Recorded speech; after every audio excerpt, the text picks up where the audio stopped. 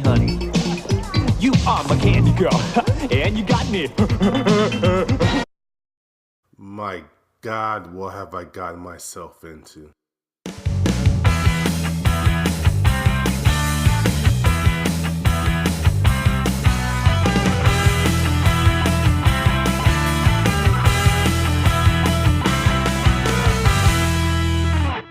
The movie starts with a horrendous version of the Archie song Sugar Sugar by someone who sounds like a bootleg version of Jim Croce. Sugar, honey, honey. It seems the big event happening in Riverdale is a 15-year high school reunion. Why does Mr. Weatherby look like he's related to Mr. Whipple? I knew it!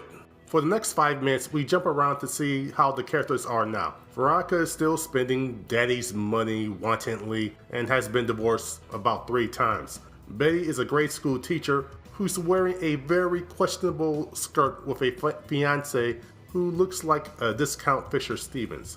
What about Archie? Well, he's a lawyer in training and he's engaged to a horrible woman. How do we know she's horrible? She wants him to be responsible and wants him to throw away his Letterman jacket. That heathen. Don't worry, she won't appear for another hour after this. Someone's missing, but who could it be? Well, anyway, we see a scene with some schlub of a guy complaining about his ex-wife and kid. But in a twist, the guy on the couch complaining is the psychiatrist. And in a double twist, the doctor is Jughead. He just acts nothing like him, much like a certain show, Riverdale. There was a much better couch scene in the Hey Arnold, Helga on the Couch episode though. I was a bit confused at this point because I thought everyone had moved away from Riverdale, but I think per the movie, Archie and Betty never did. Well, one of the plots finally kick in when we learn that Pop's shop is in danger of being closed again. Wait, counting the comics and the TV shows, isn't this about the 8th time that plot's been done? And it looks like the plots of this film is to see if the gang can save Pop's shop, and will Archie finally nut up and pick Betty or Veronica. Wait, the governor from Benson is Mr. Lodge, and he gives the best performance in the film as well? Hey, do you want to see the worst character in the film? No? Too bad, it's Jughead's son. He's disrespectful to everyone from his father to Archie. He also tries to blow up a house, says creepy things to people, and he's in training to be a creeper. Also, he has no shame in being an unrepentant pervert. See the Betty exposed pain scene. Mentos, the fresh maker. I hate this little snot.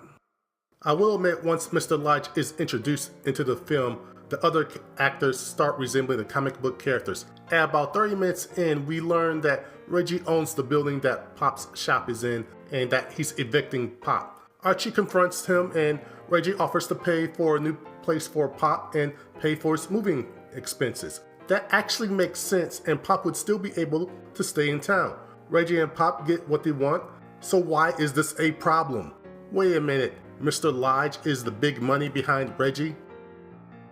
Over the next few minutes, we see Jughead doing a very bad rendition of Sugar Sugar. Not as bad as the beginning of the film or an infamous scene that's coming up. Also, Mr. Lodge is stalking his daughter in the night as she breaks into Archie's home for, just how long was he waiting out there? If she actually did do the deed, would he just be watching it by standing in the corner of a room?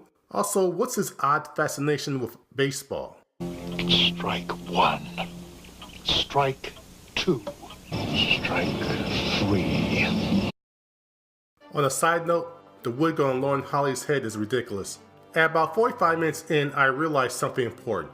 I hate this film and I don't know if I have the strength to watch around 50 more minutes of this. The problem is the actors are playing characters that are supposed to be in their mid-30s, but they're still acting like they're in their teens. This wouldn't be a big issue if it was supposed to be in their 20s, but in your 30s, you should have it together better.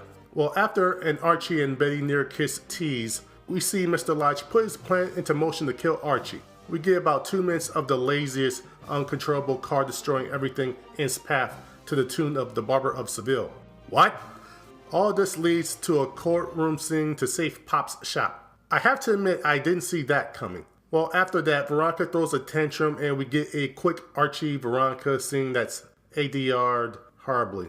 Over the next few scenes, we see Archie and Jughead in a junkyard lament over the past and growing up, to have Archie getting evicted out of his house.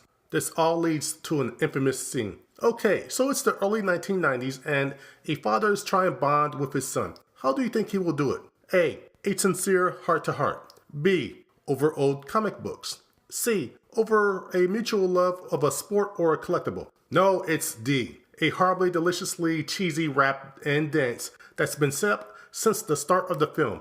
It's one of the most enjoyable parts of the film. If it was at the start of the movie, it would have made the first half bearable. Here's a sample.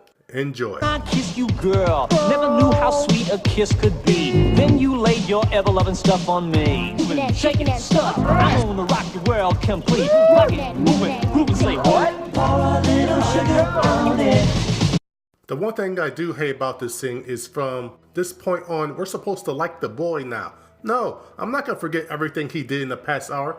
This is like in Food Wars, where Erina is the worst person for 150 chapters, but what, now that we know she has a creepy father, that we should just let that slide? No. Also, on the side note, please, to the author of Food Wars, don't have Soma and Erina hook up by the end of the series. Okay, after a predictable conclusion to the courtroom drama and Reggie trying to make a moral deal with Archie, we're introduced to a new sport, bumper called dodgeball hockey. Wait a minute, is that Discount Carl Weathers? This eventually leads to Betty surprising Archie to seduce him, only to have Veronica arrive to do the same thing about 3 minutes later while Betty is in the bathroom. Oh gee, I wonder what's gonna happen. Wait, Archie's fiance is here, and she arrives about a minute later after all this is happening. After Archie leaves Betty and Veronica to fend for themselves, he tells his fiance about Pop's situation and she asks, couldn't he just move to another location? Yes he could. Why is this character, who barely makes an appearance in the movie, the most sensible one? Well, we do finally get to see Jughead and Big Ethel meet after all these years. Well, later at the dance, wait, why is Mr. Weatherby and Miss Grundy almost always together? Is something going on between them? Uh-oh, the love rectangle rears its ugly head again. Okay, I know we're supposed to hate the fiancés, but they do make sense in what they say. Oh wait, it looks like Archie and Betty aren't going to have to worry about their fiancés anymore. How convenient. Well, the Archies play a song that isn't Sugar Sugar and it kinda sucks. This leads to a finale where everyone stands in the way of a bulldozer running down Pop's, and Veronica is able to stop it, but not before a bomb is planted. Wait a minute, a bomb? I have to be honest, I didn't see that climax coming, but I should have since it was in the trailer. The film ends with everyone staying in Riverdale, in basically the same situation that they were 15 years prior. Smiles, everyone. Wait a minute, Dick produced this? So that's the movie, and with the exception of a couple of scenes, it wasn't good. The main problem is there weren't any real character arcs. Everyone reverted back to their younger selves. The comedy would have made more sense if the main cast were in high school, but by being in their 30s, it doesn't play well. It just comes off as overly juvenile. What's really funny though is this was a backdoor pilot for a proposed TV series. It of course didn't happen, and even if it did go to series, they stretched this concept as far as they could in this horrendous TV movie. If you are an Archie fan, only see this movie as a curiosity. If you want to get into Archie, then try the past comics, or heck, try the recent comics, especially the recent 2015 relaunch. Check out the previous cartoons like Archie Weird Mysteries, the new Archies, or the old 1960s to 70s TV shows. Heck, the new CW show Riverdale is a better representation of the Archie series than this film.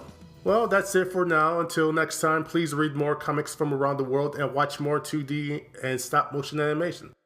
Venture on.